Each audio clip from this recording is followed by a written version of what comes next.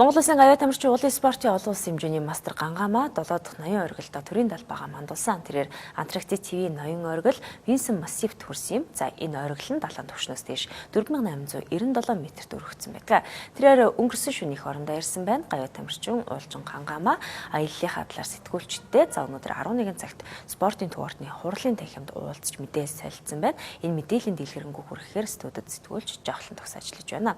Өдрийн мэнд хүргэж авах. Өдрийн мэнд хүргэе. За Монгол Улсын гавьяа тамирчин уулын спортын олон улсын хэмжээний мастер Гангаамаа их орондоо ирсэн байна. Ирсэн даруйдаа бас хэвлэлийнхэн хандаж одоо олон нийтэд мэдээлэл өгчээ. За тэрээр чум юуг бас онцлон мэдээлж байна.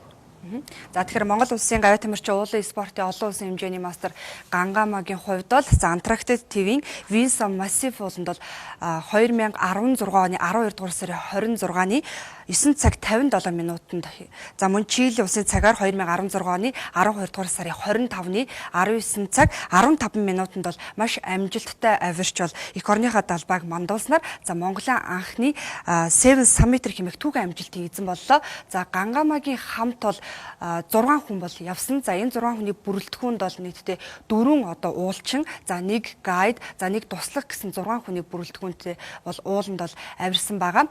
За түүний хувьд бол өмнө нь бол 2010 онд Европ ТV ноён оргил болох Эльбрусад бол авирч байсан. За мөн 2011 онд Аз ТV ноён оргил Эверестэд авиралт хийжсэн бол 2012 онд бол Африк ТV ноён оргил Килиманжаро зэрэг одоо хэд хэдэн газруудад бол авиралтыг бол хийж байсан. За тэрээр өнөөдөр бол ерөөхдөө тухайн одоо энэ Антарктик ТV Винсон Массив гэдэг ууланд авирахад ерөөхдөө ямар байсан цаг уурын нөхцөл байдал ямар байсан, за хамт авирсан одоо уулчдын тухайд ямар зөвлөгөө өгж исэн, за тэнд одоо ямар процесс явагдажсэн талаар бол ерөөхдөө мэдээллийг бол сэтгүүлчдэд бол өгсөн юм. За Винсон Массив ууланд авирсан Монголын хамгийн анхны уулчин бол спортын мастер Гинтэн Дармын Ганхүү гэдэг хүн бол байдаг юм. За түүний Гангаамаагийн хувьд бол одоо ингээ 2 дахь уулчин болж байгаа.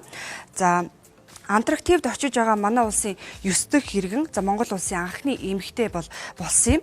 За Антарктик ТV ноён оргил улсын Винсон Массив ууланд авиралт хийж байгаа Монгол улсын анхны эмэгтэй уулчин гэдгээр бол онцлогтой юм. За тэрээр яг энэ ууланд авираханд бол эхлээд тэнд бол ерөөхдөө ийм 2 экспедицийн баг байсан. Нэг нь болохоор ийм туйлын баг, за нөгөөх нь болохоор яг энэ ууланд авирах баг гэж байсан. За туйлын баг нь бол хөвчлэн цанаар ууланд авиралт хийдэг бол за яг Гангаамаагийн хамт авирсан энэ баг нь яг энэ одоо Винсон Массив гэдэг уул руугаа авиралт хийсэн багийнхан байдаг талаар бол хэлж байсан юм. За түүний хувьд бол яг энэ ууланд авиралт хийснээрээ бол Seven Summits гэдэг түүхэн амжилтыг эзэн болсон. Энэ юу байдаг вэ гэхээр Seven одоо Summits буюу 7 оргил гэж дэлхийн 7 твд оршдог хамгийн өндөр 7 ноён оргилыг бол хэлдэг юм байна. За энд бол одоо жуулчдын бас бол маш их хүч хөдөлмөр мэдлэг чадварыг шаарддаг ийм том газар байгаа. За тэрээр бас яг энэ ууланд авиралт хийхдээ ямар их саад бэрхшээлийг даван туулсан болоод за хэрхэн аялсан талаар сонирхолтой яриа өгсөн байгаа. Энэ хүү яриаг одоо та бүхэнд үзүүлье. Хоёрдугаарт мэдээж бороо орж иж чийг авна тийм ээ. Гуравдугаарт цас хэрвээ хайлтгсан бол хайлаад ууршчээ жоохон чийг авна.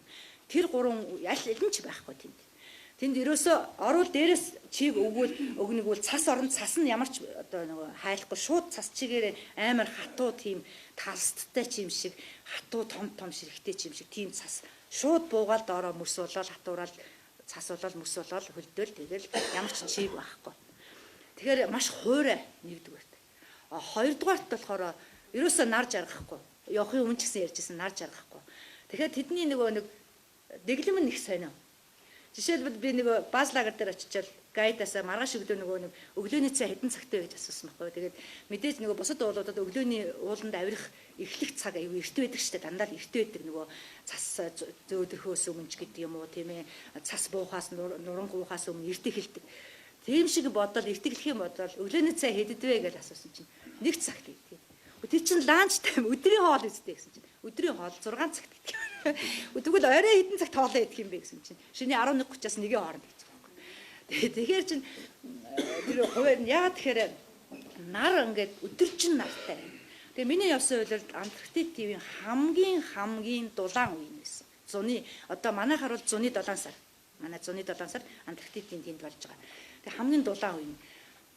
Тэгээд нар ингээд өдөржин нар тавинаад тэгээд өдөө шүн дундаас хойш 3 цаг 4 цаг үед нар жоох ингээд тонгойд би юм доош одоо ингээд буудаг нар буудаг. тэр үед унтаж эхэлдэг. Тэгээд өглөө 10:30-аас 11-ийн хооронд нар хөөрөөд ирдэг. Тэгээ хөөрөөд ирэнгүүт нь цагаагаар нөгөө уур амьсгал нь жоохон дулаахан бол тэггүй бол амар хүүтэн байдаг. Тэгээ хүүтэн дулаараад 11 цаг үед нар хөөрөөд ирэнгүүт 12 цаг үед нь жоохон дулаан ирэнгүүт босдог. Тэгээд 1 цаг үед цайгаа ундаг. Тийм дэглэмтэй.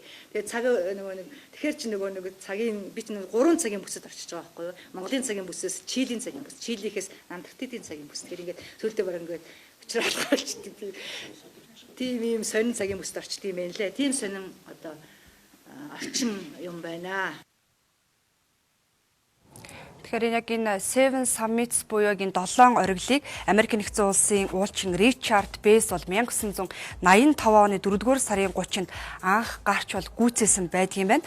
За 7 ориглыг бол гарахдаа 2 хувилбараар гардаг. За 1-р Бэйсийн хувилбар, Месснерийн хувилбар гэж ийм 2 янзын хувилбараар бол гардаг юм байна. За ерөнхийдөө статистик тоо мэдээлэлээс харахад бол яг энэ Seven Summit-ыг бол Бэйс болон Месснерийн хувилбар тус гүйцээсэн нийтдээ одоо нэг дэлхий дээр 416 уулчин байдаг юм байна. За үүнээс эрэгтэй 345, эмэгтэй 71 уулчин бол яг 2016 оны 8 дугаар сарын байдлаар авирсан гэсэн нэг юм тоо баримт бол байдаг юм байна. За яг энэхүү тоо баримтуудаас ерөөхдөө үзэхэд Монгол улсын гавьяа тамирчин Гангама бол дээрх одоо 2 хувилбараар хоёулангаар нь бол 7 ориглыг гүйцээсэн дэлхийн 149 дахь одоо шилдэг уулчин боснаас гадна за дэлхийн 20 эмэгтэй уулчдын тоонд бол 109-аар бол багтдаг юм байна. За одоогийн байдлаар дэлхийн 61 улсын уулчид за 7 ТV-ийн 7 оргил дээр бол гараад байгаа юм. За үүнийг одоо хамгийн олон буюу улс орноор нь ангилаад аваад үзэх юм бол Америк нэгдсэн улсын 127 уулчин, Английн 36, Оросын холбооны улсын 12,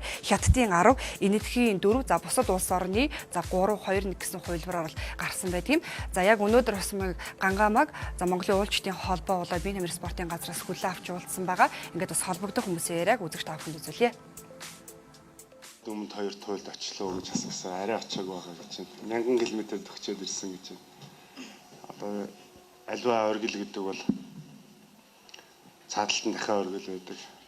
Тэгээ бас Гангамадаа ерөөч хойд өмнөд 2 туйл дээр бас аялагчид очиж үзчихвэл одоо бол нэг эхний дэлхийд 18хан бүсгүй Гангама тамаа нийтлэхэн амжилттай юм байна. Тэгвэл хойд өмнөд 2 туйл нэмэгчүүл ишэл урагшаа орох баг. Энэ маань одоо юу гэсэн үг юм бэ гэхээр эмэгтэй олимпийн авраг дэлхийд хэд байдаг вэ? Тоогийн тоо юм бол маш олон тоо байгаа.